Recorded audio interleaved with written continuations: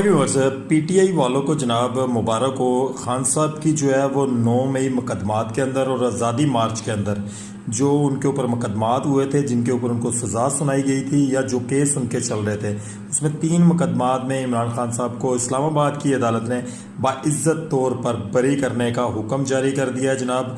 अब आपको ये बताएं कि इमरान खान साहब के ऊपर तमाम तर केसेस, आप तमाम तर ये लोग बखूबी जानते हैं कि सियासी तौर पर बनाए गए थे। इमरान खान साहब की जो ये तहरीक इंसाफ है, इसको ख़त्म करने के लिए ये बनाए गए थे, लेकिन इमरान खान साहब चूँकि डटे रहे हैं और ये आम आवाम ये बात समझती है कि आज तक कोई भी लीडर इस तरीके से नहीं डटा इनके आगे।